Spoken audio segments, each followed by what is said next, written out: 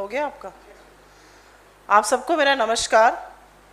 आमतौर पर हम रोज इस मंच के माध्यम से जनता के मुद्दे लेकर आपके सामने आते हैं, कोई ना कोई ज़रूरी जनता से जुड़ा मुद्दा। पर आज हम एक अलग विषय लेकर आपके सामने आए हैं और विषय है हम सब के कर्तव्य का, हम सब की जिम्मेदारी का। सरकार का अपना एक कर्तव्य है, उसकी अपनी एक जिम्मेदारी है, वो उसका किस तरह से निर्वाह कर रही है इसका निर्धारण जनता करेगी, हम सबके सामने विदित है। जनता का कर्तव्य है जनमत से सरकार चुनना, उन्होंने एक सरकार चुनी है, उनको निर्धारित करना होगा कि सही निर्णय है या गलत निर्णय है। विपक्ष का काम है सरकार को घेरना, सरकार से कड़े सवाल पूछना और लोगों की और वंचित लोगों की आवाज बनना, और मुझे लगता है विपक्ष एक अच्छा काम कर रहा है। सरकार निरंतर विपक्ष के सवालों को दबाने का प्रयास करती है और कहीं ना कहीं इस प्रयास में मुझे दुख होता है ये कहते हुए, क्योंकि मैं इसी जगत से आई हूं, कहीं ना कहीं इस प्रयास में मीडिया के कुछ लोगों का कठपुतली की तरह इस्तेमाल किया जा रहा है, क्योंकि मीडिया की भी अपनी जिम्मेदारी है। मीडिया लोगों की आवाज बनती है, मीडिया सशक्त विपक्ष की आवाज बन के उभरती है। हर बार हर दौर में विपक्ष की आवाज को मजबूत करने का काम मीडिया करती है और मीडिया चुनी हुई सरकार को आईना दिखाती है। लेकिन कुछ मीडिया के कुछ लोग ऐसा नहीं कर रहे हैं और पत्रकारिता के नाम पर एक गोरख धंधा चल रहा है। मैं मीडिया पर टिप्पणी नहीं करना चाहती, क्योंकि हम सब अपने अंतःकरण में जानते हैं कौन कितने पानी में है, कौन क्या कर रहा है। लेकिन कल शाम को एक लाइव टीवी डिबेट पर बड़े दुर्भाग्यपूर्ण और अभद्र शब्दों का प्रयोग हुआ, तो मीडिया के कुछ लोगों को भी ये जवाब देना पड़ेगा कि क्या आप कुछ कठपुतली बनकर सरकार के एजेंडा को चलाने में अभी तक काम कर रहे थे, अब क्या आप सरकार की कठपुतली बनकर विपक्ष के नेताओं को गालियां दीजिएगा, अभद्र शब्दों का प्रयोग करिएगा। और कांग्रेस पार्टी के इस मंच से कल जो लाइव टीवी के डिबेट पर हुआ वो दुर्भाग्यपूर्ण था, वो मीडिया पर धब्बा है और हम उसकी घोर निंदा भर्त्सना करते हैं, क्योंकि ये देश का इतना बड़ा मीडिया समूह है और ये इस कदर जहर उगल रहा है। और आज से नहीं, ये पहली बार नहीं है कि ऐसा कहा गया है, आज से नहीं, ये पहली बार नहीं है ऐसा कहा गया, ये सालों से कहते आ रहे हैं। ये जो विभाजन का काम, ये जो जहर घोलने का काम हो रहा है, ये अकेले नहीं है, मीडिया के और भी कुछ साथी हैं जो जानते हैं वो क्या कर रहे हैं और जानबूझकर ये कर रहे हैं। दिक्कत की बात यह है कि 7 साल से जिसके हाथ में सरकार है, जिसके हाथ में सत्ता है, जिसके हाथ में एजेंसी है, जिसके हाथ में पावर है, उससे सवाल नहीं होगा। सवाल आज भी विपक्ष से होगा और हमें कोई आपत्ति नहीं है। आप विपक्ष से और कड़े सवाल पूछिए, आप विपक्ष से जितने चाहिए सवाल पूछिए, क्योंकि हम सवालों से आनाकानी नहीं करेंगे, हम सवालों से भागेंगे नहीं, मुझे इससे कोई दिक्कत नहीं है। लेकिन सवाल तो बदहाली पर, सवाल बेरोजगारी पर, सवाल महंगाई पर, सवाल महिला सुरक्षा पर, इन सब मुद्दों पर भी तो पूछना पड़ेगा। सवाल कौन से पूछे जाते हैं? जो व्हाट्सएप यूनिवर्सिटी के माध्यम से भक्त पढ़ के आते हैं और व्हाट्सएप के माध्यम से जो तथाकथित कुछ एंकर्स को, कुछ एडिटर्स को सवाल पहुंच जाते हैं, क्योंकि ये महज संयोग नहीं है कि सारे ही डिबेट एक ही टॉपिक पर होते हैं। डिबेट तो हमने भी बड़े किए टीवी चैनल पर। कहीं पर मीडिया की अपनी साख, मीडिया की अपनी विश्वसनीयता पर जब यह सवाल उठता है, तो जरूर मैं इस मंच के माध्यम से, चाहे वो एडिटर्स गिल्ड हो, चाहे वो न्यूज ब्रॉडकास्टर्स एसोसिएशन हो, जिसके अध्यक्ष रजत शर्मा जी हैं, मैं ये आह्वान करती हूं कि आप जो शब्द कल बोले गए उसके बारे में क्या टिप्पणी करते हैं, आप इसके बारे में क्या राय रखते हैं, आप इस पर कोई कार्यवाही करिएगा कि नहीं करिएगा। ये जहर कब तक निरंतर कुछ पत्रकार जो सरकार के नुमाइंदे बनकर पत्रकारिता का ढोंग करते हैं, वो कब तक ये करते रहेंगे? जहर घोलने का काम, विभाजन का काम, सरकार के एजेंडा को चलाना, असली मुद्दों से ध्यान भटकाना, सही मुद्दों को ना उठाना, ये कब तक होता रहेगा? और क्या इस पर कोई कार्रवाई की जाएगी? मैं फिर से एक बार अंत में बस इतना ही कहूंगी कि मीडिया को लोकतंत्र का चौथा प्रहरी कहा गया है। मैं मीडिया का बहुत सम्मान करती हूं, खुद मीडिया जगत से आई हूं और मुझे लगता है मीडिया की आज के वक्त में एक बहुत बड़ी जिम्मेदारी है। लेकिन सरकार के नुमाइंदे बनकर जो पत्रकारों के भेष में घूम रहे हैं वो गलत कर रहे हैं। लेकिन ये सिर्फ कठपुतली है सरकार को अपनी एजेंडा चलवाने के लिए। सरकार अब इनके माध्यम से विपक्ष के साथ अभद्रता और गाली गलौज तक अब करवा रही है। लेकिन जो इस मीडिया समूह के मालिक हैं, जो प्रबंधन करता है, उनसे मैं पूछना चाहती हूं आपका इंस्टीट्यूशनल स्टैंड इस मुद्दे पर क्या है?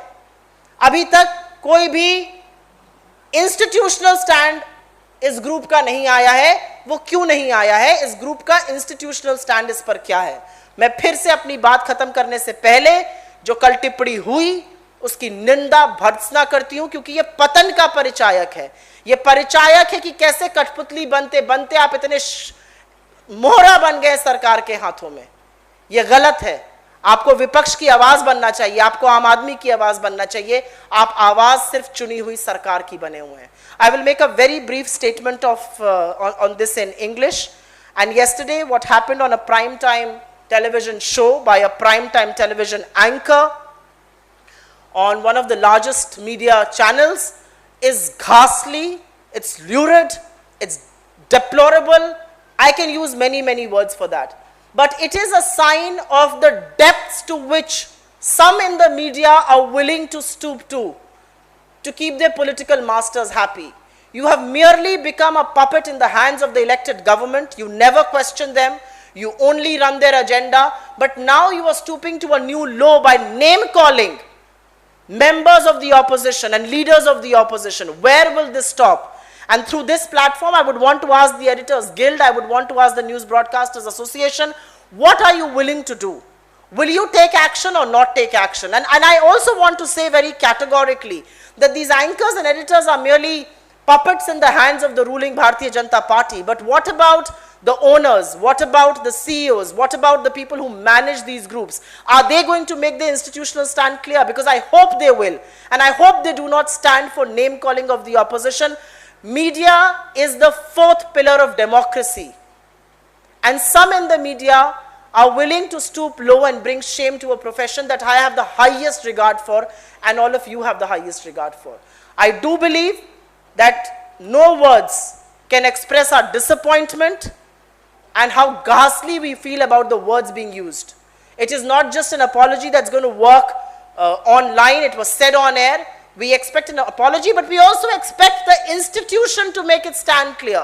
What is the stand of India's largest media group on this, which is the owner and promoter of this channel? What is the stand of the CEOs, the MDs of that group? We really would want to know. Thank you very much. Any questions on this?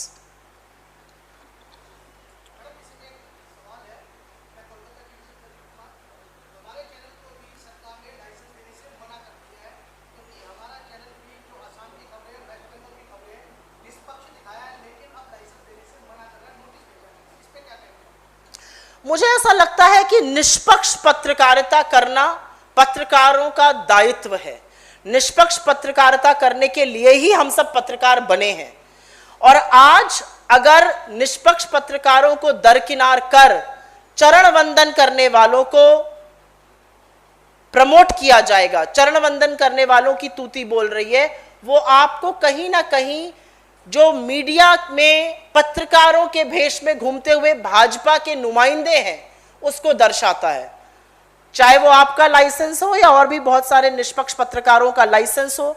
निष्पक्ष पत्रकारिता पर बड़े सवाल खड़े करना, उनके खिलाफ देशद्रोह के मुकदमे ठोक देना, उनको जैसा आपने कहा लाइसेंस ना देना, उनको अपने frontal ED, CBI, income tax से रेडे करवाना, ये एक प्रचलन सा हो गया इस सरकार में। मुझे तो लगता है कि आज अगर ये सरकार आपके खिलाफ देशद्रोह का मुकदमा करती है और आप पत्रकार हैं, you should wear that like a badge of honor, because it means you are doing your job right. If you were not doing your job right, you will get a WhatsApp message from the PMO which will tell you to do the show, ask the questions, put on the asterisks, put on the supers, because that is what is happening in some sections of the media. But where will this end? This divisive agenda will have to end at some point in time. Any other questions और कोई सवाल? जी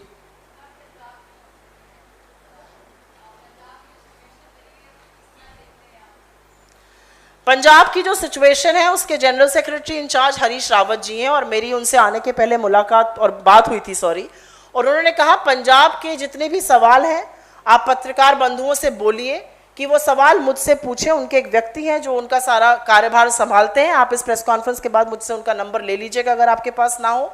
और मुझे लगता है इसके बारे में पूर्ण रूप से आपको general secretary incharge Harish Rawat ji ही अवगत करा सकते हैं।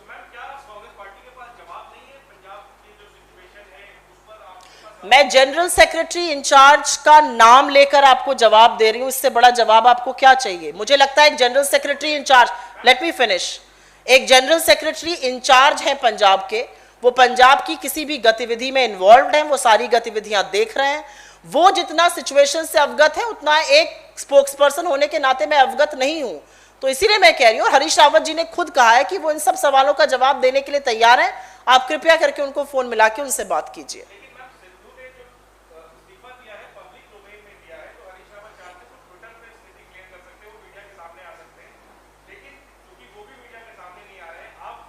मैंने नहीं, मैं बच नहीं रही हूं, नो।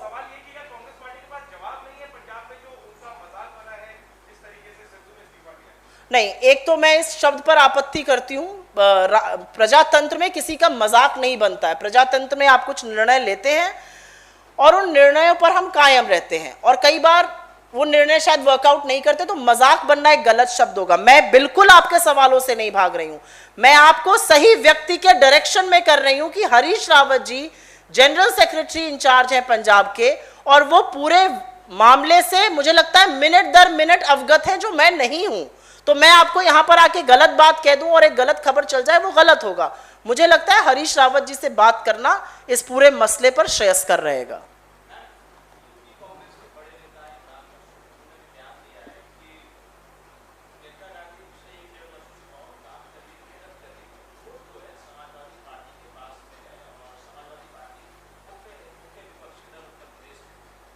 मैंने इमरान मसूद जी का ये बयान ना देखा है, ना सुना है, ना पढ़ा है। मैं आपके माध्यम से सिर्फ इतना कहना चाहती हूँ कि उत्तर प्रदेश में अगर किसी ने एक सशक्त भूमिका निभाई है विपक्ष की, तो वो कांग्रेस पार्टी है, वो प्रियंका गांधी जी के नेतृत्व में निभाई गई है। चाहे वो कोरोना काल का कुप्रबंधन हो, चाहे वो अधिवक्ताओं की समस्या हो, चाहे वो आंगनवाड़ी की समस्या हो, चाहे वो आशा बहुओं की समस्या हो, चाहे वो बेरोजगारों की समस्या हो, चाहे वो किसानों की समस्या हो, जितने मुखरित होकर इसको प्रियंका गांधी जी ने उठाया है, उतना किसी और विपक्ष ने नहीं उठाया है। मुझे ऐसा लगता है कि बाकी विपक्ष अभी भी उत्तर प्रदेश के चुनाव 15 से 16 हफ्ते दूर है, काफी शिथिल नजर आता है। ये इमरान मसूद जी का शायद पर्सनल ओपिनियन हो सकता है, मुझे पता नहीं उन्होंने ये कहा भी है कि नहीं, लेकिन अगर आप ये कह रहे हैं तो मैं सिर्फ इतना कहूंगी कि उत्तर प्रदेश में जितनी सशक्त विपक्ष की भूमिका हमने निभाई है, इसका प्रमाण है कि जब जब हम कुछ बोलते हैं योगी सरकार के खिलाफ, उनको कटघरे में खड़ा करते हैं, उनसे सवाल पूछते हैं, तो उनको कांग्रेस पार्टी से बड़ी तिलमिलाहट, बड़ी आपत्ति होती है। अगर हम सशक्त विपक्ष ना होते तो इतनी आपत्ति ना होती। धन्यवाद।